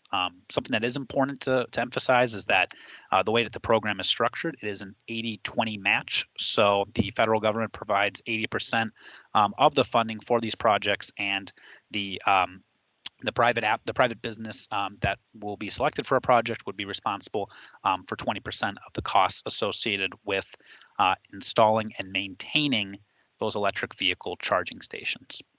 And lastly, site location is a critical component of eligibility. I'll talk a little bit in the next slide about what the specific program criteria, and I think that looking at the program criteria can kind of help potential or prospective applicants understand if this is kind of the right funding source for them to be going after. But as part of site location being a critical component of eligibility, we kind of did an analysis where we looked at the federal requirements. We looked at existing exits along our alternate fuel corridors and wanted to kind of identify these priority site locations that we believe kind of already have a grid capacity in place to be able to support these electric vehicle charging stations that will be developed under the program. All right, so what is the actual criteria for this program? So the really important thing to emphasize is those alternative fuel corridors, because they really serve as the basis for where our program is focused. So along the alternate fuel corridors in the state of Wisconsin, we are required to have an electric vehicle charging station every 50 miles along these corridors. And then a location must be built within 1 travel mile of a highway intersection or exit. So pretty tight requirements in terms of the location of where we can place these charging stations, which in turn kind of limits or kind of helps narrows down the amount of eligible businesses that will be able to apply under this program. Additionally, each EV charging station locations need to have a minimum of 4 ports that can charge a minimum of 150 kilowatts simultaneously. So what that means, that 150 kilowatt charging capability is really only possible using a level 3 DC fast charger. Those chargers tend to be much more expensive than any of the other charging infrastructure, such as level 1 or level 2s. In fact, the cost is pretty exorbitant in comparison. From what we've kind of seen with other states that already have their program starting to give out awards under the program, we've kind of seen that the cost of these charging stations with these 4 ports can range anywhere from about $500,000 to about $1 million, and that's with the 4 ports included. So those two, I think, are really important in terms of helping, a firm kind of decide, okay, is this program going to be appropriate for what we're looking to do involving electric vehicle charging stations. And also important to emphasize that once we do build out those alternate fuel corridors, then we have a lot more discretion in terms of where we can select additional projects with any remaining federal funds that we have during the life of the program. So we build out the alternative fuel corridors, and then we can allocate funding elsewhere. And the thing is, too, is once we have built out those alternative fuel corridors, the requirements that we have to follow become a lot less stringent. So. All right. So one other thing that I kind of want to show in terms of what our program and what the National Electric Vehicle Infrastructure Program is trying to accomplish is kind of shown through this pyramid of the different ways that a EV motorist can charge their vehicle. Right now, 75% of EV charging is done in the home. That tends to be private, private situations.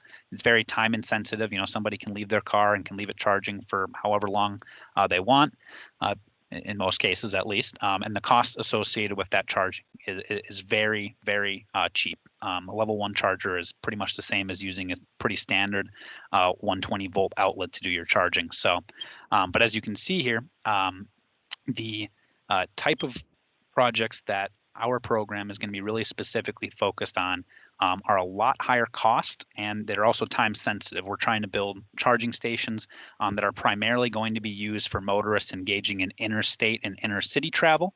And the kind of basic concept is, if you're driving from one corner of Wisconsin to the other, you know that you'll be able to, using the alternative fuel corridors, find an electric vehicle charging station every 50 miles. So really focused on this project and the projects under this program, helping facilitate that interstate and inner city travel, which is where we also have a very limited amount of chargers at the current moment.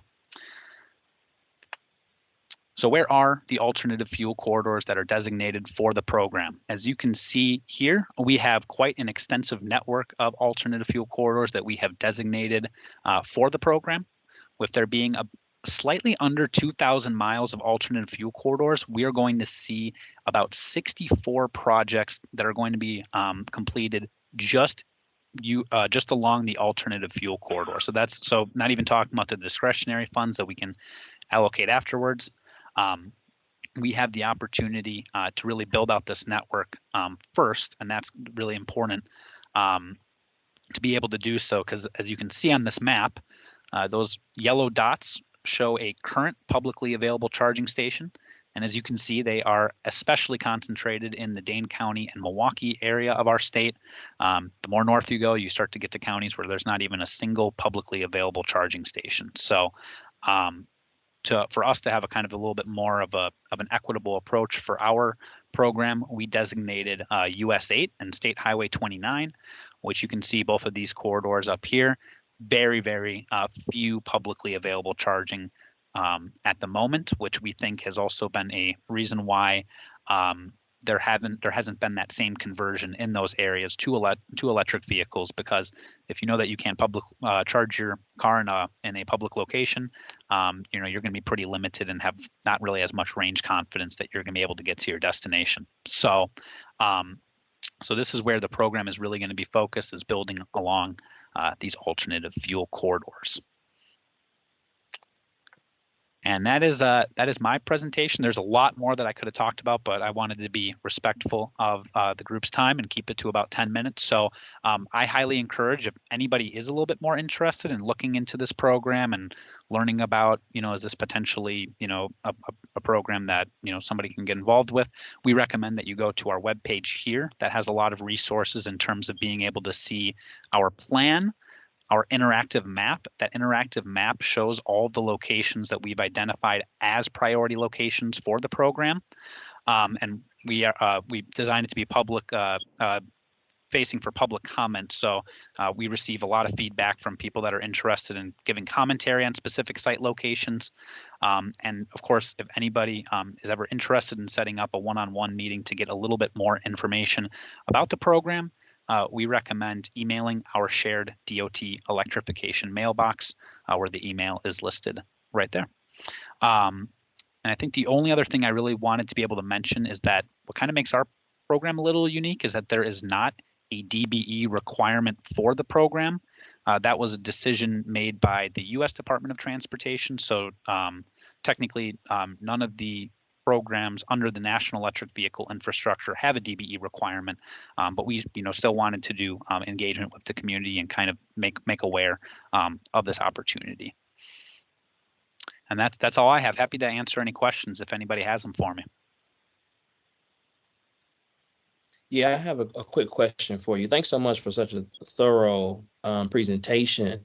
Is there any concern with a couple things? One, when you talked about the number 13,000 plus of registered EVs in the state represents less than 1% of the total registrations of vehicles. There's also been some conversation over the past, month or so about, the GMs of the world and others kind of cutting back on production of electric vehicles. Does that impact the schedule of build out here at all? And number two, those that do engage in the building of the stations, is there a uniform standard of, how long it takes to charge a vehicle, or will that be kind of as random as the number of entrepreneurs that are actually building these out, given that the state won't be, owning or operating them? Great questions, Tim. Let me start by answering your first question. So when it comes to potential concerns of automakers and their and EV production, we do see that potentially affecting EV ownership and registration trends. You know, we've been seeing some kind of explosive growth in the past year, especially with the Inflation Reduction Act providing those opportunities for tax credits for new electric vehicles and used electric vehicles. So I think that used electric vehicle tax credit has kind of made a difference in helping you know, folks that, you know, might not be part of an higher income tax bracket for being able to get into the EV space.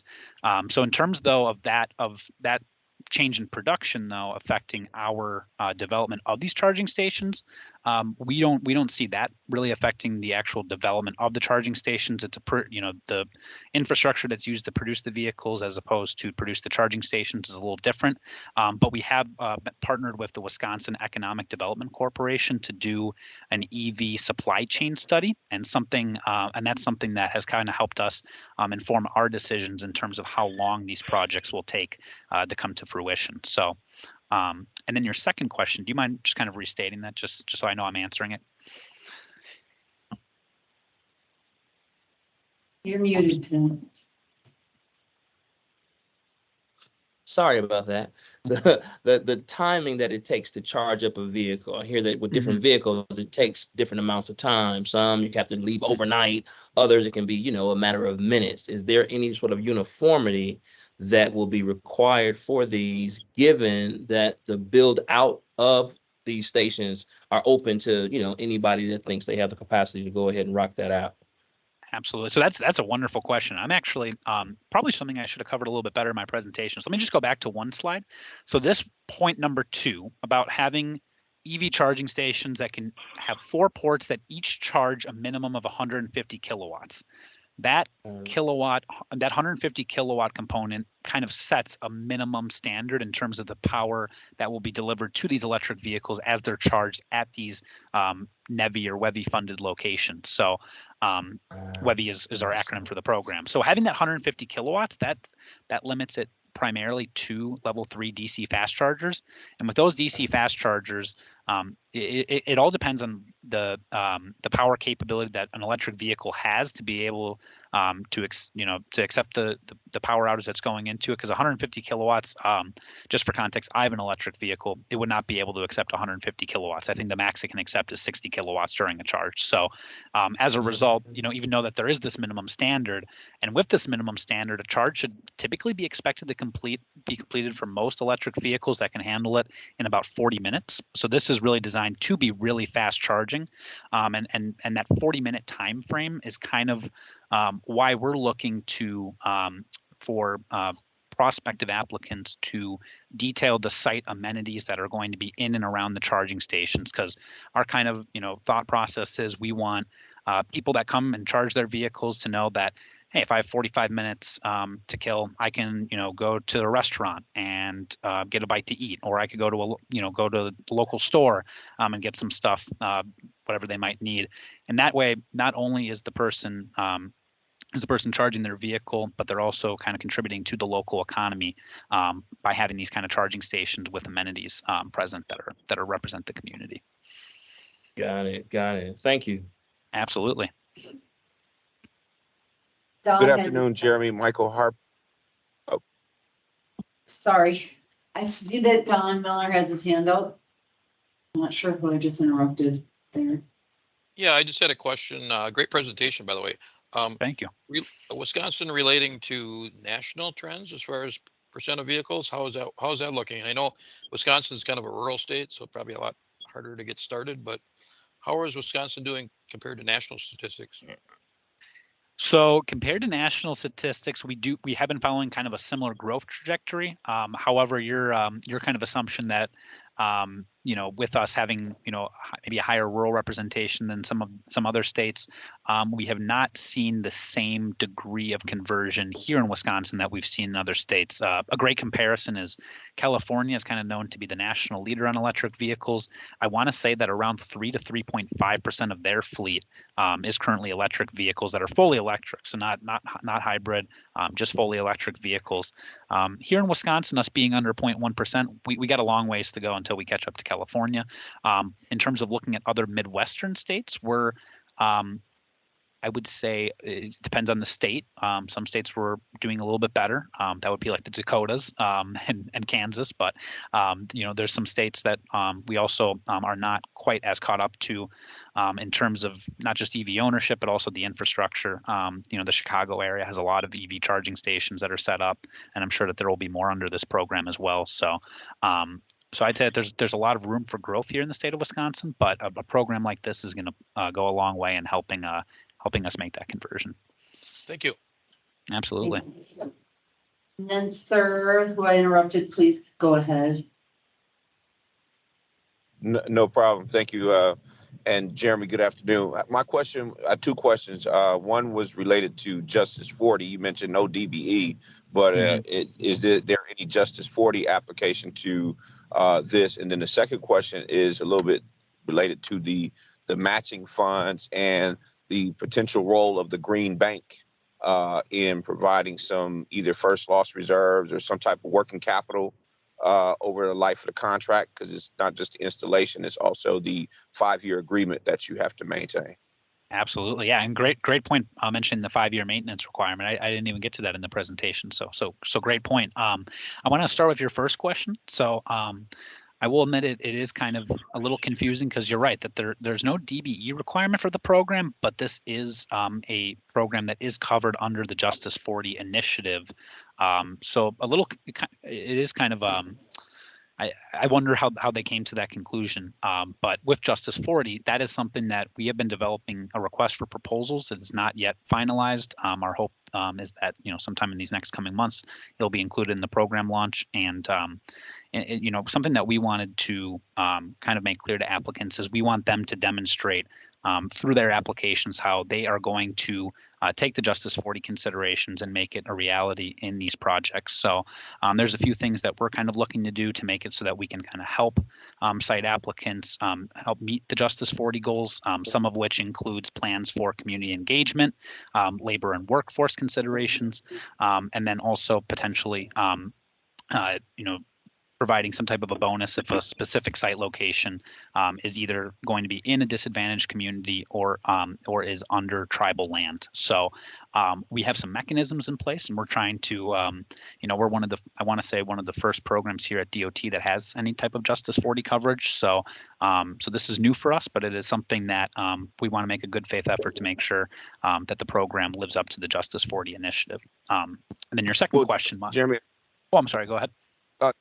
Just on that, it would be advised for anyone, for that matter, to look at the guidebook for meaningful benefits, because that applies for like the Solar for All program. So a number of these programs that the federal government have in place and moving forward either have Justice 40 or meaningful benefits. So I think it would be beneficial to pick that up early on, so it can be something that's incorporated in the thought process along the way. Absolutely. And actually, to your point there, we actually included a link to that. I'm not sure if it's the one that you're specifically referring to, but USDOT has a Justice 40 initiative, that page that kind of describes, benefits that could be demonstrated to meeting that Justice 40 requirement. And we do include, we are planning on including that in our request for proposals document, so applicants can kind of get a better idea if they're not very familiar with Justice 40. And then, Michael, I believe you had a second part to your question. Do you mind just restating that so I'm making sure I can answer it? Yes. Is there a role that the Green Bank that's proposed and the Green Ribbon Commission is discussing can play a role in providing either working capital financing for the match requirement or some type of loss reserve as a part of that, because it's not just the installation aspect of it, it's also, contracting for that 5-year agreement. So you still have exposure over that period. No, that's a great question. And honestly, the Green Bank is Solar Bank. I'm sorry, what was the name of that? Well, it's proposed as the Green Bank, so it doesn't fully live, but that's over in WEDC also. Right. No, I mean, it's interesting you mentioned that because we had kind of had like a very initial conversation, or at least WEDC was explaining to us what they were developing. But that is, I had not thought about a program tie-in with that and kind of helping meet that 20% match for the program. So that's, we do a monthly check-in with WEDC. So I'm going to make sure that we at least kind of have a discussion about that because now you got me thinking now, Michael. This is not something that I had previously thought about. So appreciate that feedback. It's a team win. Absolutely. Michael, tell the attendees here, your company, your DBE firm. Yes, PEC Electrical Services, located in Milwaukee. We provide residential and small commercial electrical services, but we also have created an electrification business that focuses on electric vehicle installation, energy storage, renewable. So anything that is now picked up in the Inflation Reduction Act, we have kind of a lane that we're building around those technologies and those opportunities. So thank you. Thanks for sharing that and for attending today. I don't see any new hands up, so we may have exhausted our questions for you, Jeremy, at least in this round. Perfect. But thank you for having me. Thank you for sharing with us as one of the first groups you come to, right, to talk about this program. So we appreciate that, and we want our firms to get these types of opportunities and know how to strategically plan for them. So thank you. Thank you. You're always welcome back. Well, thank you. We have a few minutes left that I think we should go to our industry issue check-in attendees, and then whatever time left, anyone else who has something that you'd like to share, if I didn't call on you, please do share. So let's start with you, Anne, American Indian Chamber. Anything that you would like to share? Nothing right now that I can think of. We're just trying to get everything poured before it snows. Right, I know the clock's ticking. Okay, thanks for being here. I don't think I see Mary. I can give you one update from FHWA, which is that Tandra Ben Thompson, who's on the line with us, and I will go to Washington, D.C. the second week of December for an Everyday Counts initiative that focuses on design build and the DBE program and how to strengthen it, look for streamlining, optimize those programs. So that's one update, FHWA related. They sponsored that. Okay, NAMAC, Tim, anything you'd like to share with us? I just wanted to give a shout out to Bob Gutierrez and the Southeast Region crew. We had a inaugural Southeast Region NAMAC Summit meeting to build strategic partnerships just last week. Tandra was in attendance along with some other players who may be on this particular call. It's very, very fruitful. Lots of post-event conversations as well. We look forward to continuing to work with WSDOT to really grow the DBE universe and build upon, the improvements and things and the successes that the department has had. And so keep up the good work. I mean, a lot of things were shared today that were really, really encouraging, and we hope to be able to continue to play a participatory role in continued success moving forward. And so that's all I have for now, and I will yield the floor. I feel like I've been doing a lot of talking today, so I'll let other folks get a word in edgewise. Well, thanks for your engagement. You're welcome. Matt Grove, are you still with us? Yes. I am. Anything WTDA would like to share? No, I don't have anything to share unless anyone has any questions, but kind of like Ann, hoping for a couple more weeks of good weather so we can get everything buttoned up. Yes. Well, I mean, it's kind of been going that way, so maybe it's in the cards for all of us. Thank you again for participating in the DBE 3.0 event that we co-hosted with CBG. I'm gonna let Joe talk here in a second too, but we do really appreciate you heading up that panel and bringing some really great, helpful information to our attendees. So thank you, Matt.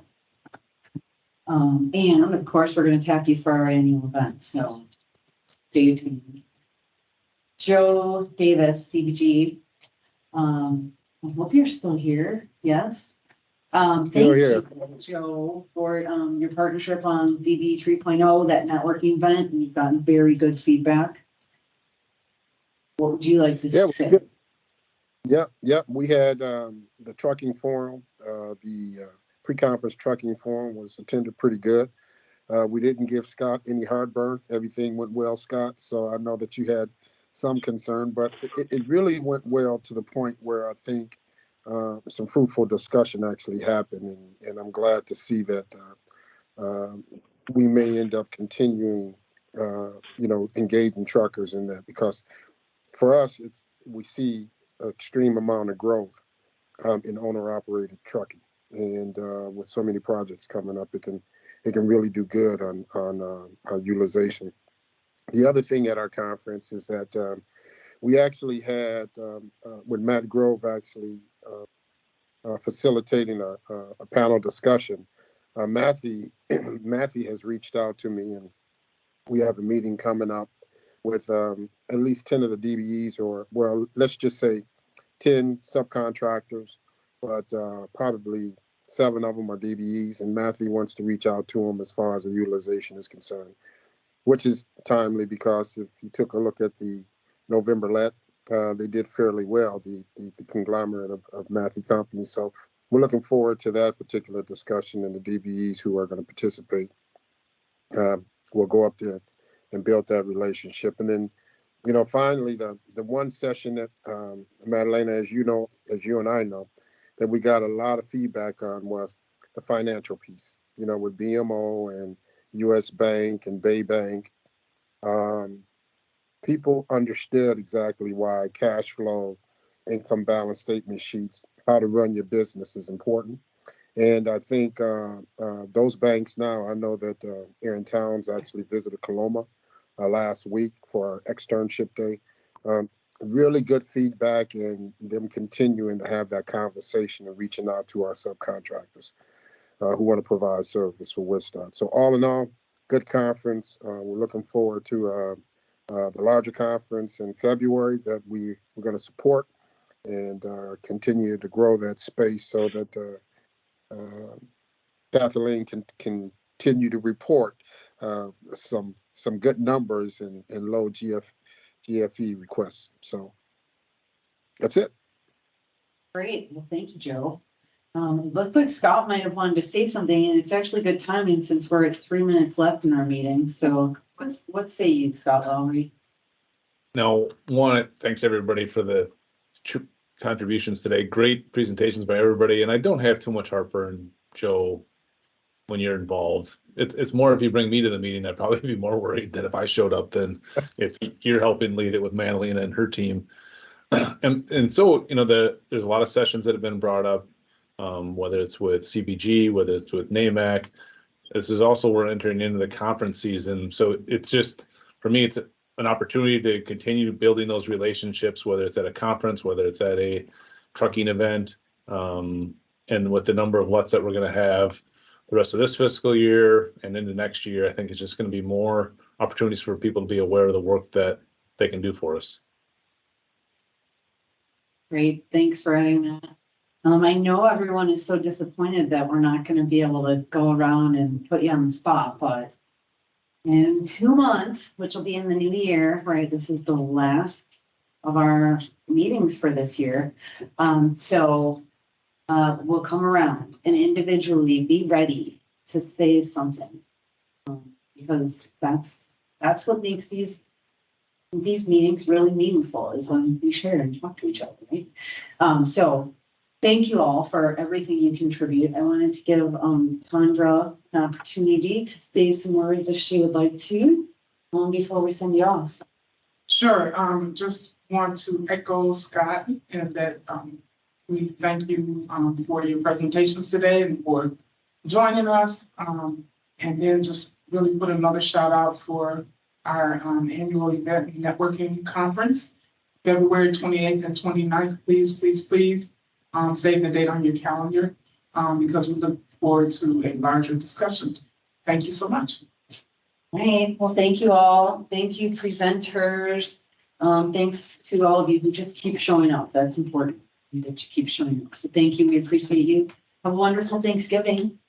And we'll talk to you soon.